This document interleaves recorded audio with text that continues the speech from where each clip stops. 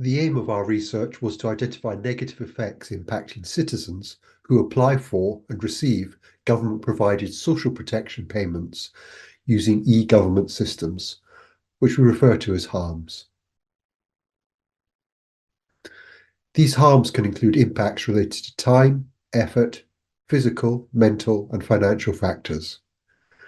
As human-computer interaction research, our focus was on harms arising from the digital implementation itself, separate to policy choices such as legislation or regulations, or the inherent nature of digital channels, such as availability of devices, internet access, ability to use those devices and software. Those other things have all been examined extensively by others. In our research, knowledge about harms was identified through the expert knowledge of claimants and some advisors who are independent of the central government department providing the services. The adverse effects of e-government services have increasingly been at the centre of HCI concerns. E-government delivers national and local policies through digitally implemented public services, moving from services delivered in person to increasingly technology-supported approaches, including face-to-screen modes of contact, which are sometimes referred to as system-level bureaucracies. E-government programmes are intended to provide wider access to citizens and do this more efficiently to save money. However, it is recognised that citizens have not been central to their design, leading to digital services which fail to cater for citizens' complex lives, making them of importance for HCI research. Furthermore, underserved and under-resourced communities and citizens are at increased risk from any adverse effects of e-government programmes. People characterised by high levels of socio-economic deprivation are often already the most digitally excluded, and any increase in digital exclusion is known to exacerbate social exclusion and vice versa. While governments often have a mandate to make public services equally available to all citizens, the harms and benefits stemming from digitisation of services are not uniformly distributed, with underserved and marginalised populations disproportionately affected and burdened compared to more affluent citizens. Additionally, pre-existing social economic disadvantages can be carried over into online settings, and poorly conceived careless digital design can reinforce social injustice and exacerbate inequality. Indeed, socio-economic status has been identified as one of the most reliable predictors of frequency and use of the internet, and how sustaining access can be more difficult for under-resourced populations. Social protection services themselves are not a niche application of digital technology. The United Nations has reported that digitised public services, which allow citizens to apply for social protection programmes such as maternity care, child subsidies, pensions, housing and food allowances, are the fastest area of growth in their member states during 2022, increasing the relevance of research in this area. This, combined with many governments' mandate to counter social economic deprivation through some of these services, reinforces the need for avoiding harms in social protection services which counter such deprivation. Despite significant research on how harms arise in technology, there have not been enough research in the harms associated with online remote self-service public services, particularly those countering deprivation. There is a knowledge gap about problematic outcomes and direct adverse effects on citizen users, and how technology could be used to improve these digitised services. Additionally, no study to date has attempted to explore and enumerate all the types of harms that can arise in a technology-generated, in other words, remote self-service, public service. Our work contributes to this area.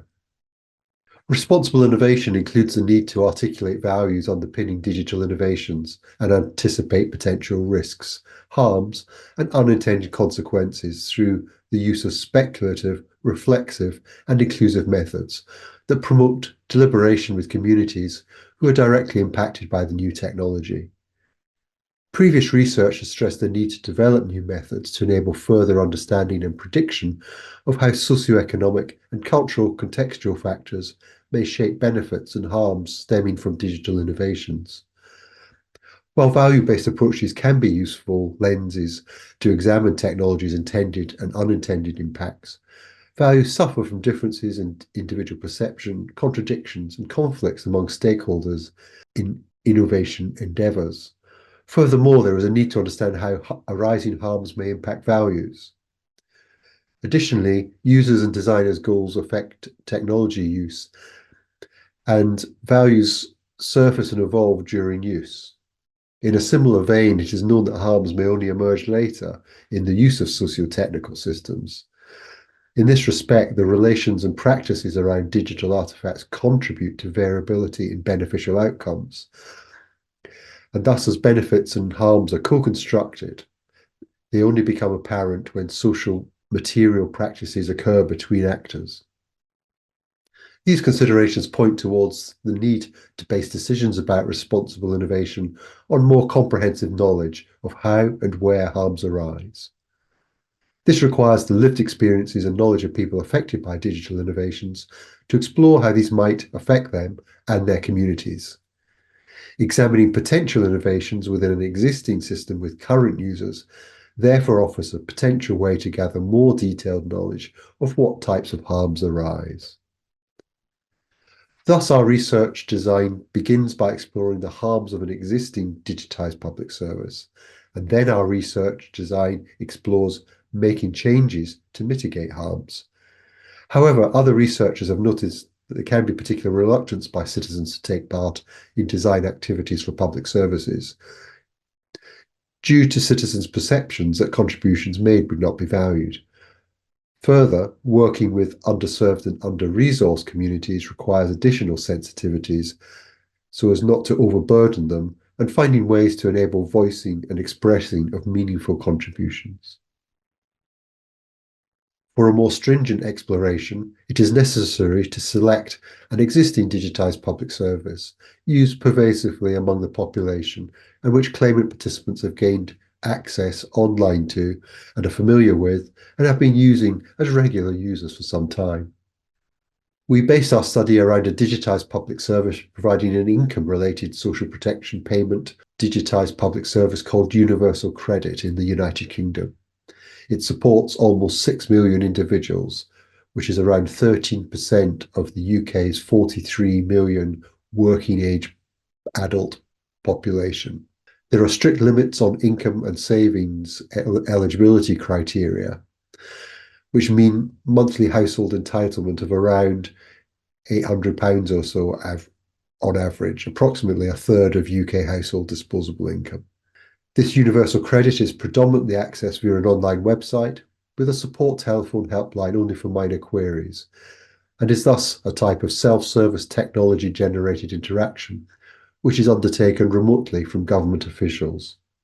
The website is used to apply for the payment, called an award, where claimants have to provide information about earnings, savings, health conditions, and who else lives in the household. Subsequent identity verification checks and eligibility assessment may require additional information to be provided. The universal award payment is variable, recalculated each month based on earnings and any adjustments. Adding to the importance of this case study choice is that an application for universal credit is not just a single time-limited activity. Those who successfully receive the award must undertake subsequent regular interactions through the website, often logging on every few days for the duration of their award, which may last days, weeks, months, or years. Our study was undertaken during the COVID pandemic, affecting our approach, engagement, and method. We undertook preliminary semi-structured interviews with 3 advisors and 8 claimants to identify issues of concern about online access to universal credit, leading to the development of speculative design changes, which responded to these issues. To communicate the design changes effectively, we produced short, informal, and attractive scenario artifacts with minimal text. We also wanted to ensure the scenarios were not fully defined, retaining some ambiguities to appear less deterministic, as to enable initial ideas to be malleable to feedback. In line with researchers who have used self-published magazine or zine formats to foster dialogue with their communities, we utilised a zine style for the scenarios, made digitally produced with a photocopier look. The scenarios included claimant characters described by brief biographical details, undertaking universal credit-related activities. The design changes in each scenario portray positive benefits, and we wanted to counter demand bias by including some causes of negative impacts to encourage participants to be more critical and discuss harms added. These scenarios, developed from the original 11 participants' data, were then used in the study's main interviews and surveys, with a much larger number of claimants to help expose what and how harms arise, i.e. the system's harm characteristics. Our HCI research viewpoint has contributed to knowledge about harms in these systems and complements work in other disciplines on the digitised welfare state. We use scenarios to engage citizens using a digital service in the identification and articulation of current and potential harms stemming from efforts aiming to improve the existing digital system. This analysis identified that there are design decisions being made during implementation, which could have been made differently while still achieving the same policy, and that the choices made can be more or less harmful to claimants. The determination of what features are included in digitisation and how they work are affected by discretionary decisions about matters not fully defined in legislation, and are thus made independently with different scrutiny and are subject to variability. Our paper's contributions are twofold. Firstly, an empirical contribution of insights about the adverse effects stemming from a self-service digital social protection payment system and potential changes to that. And secondly, a conceptual contribution in the form of a taxonomy of harms resulting from digital access that other researchers can use as part of responsible innovation toolkits.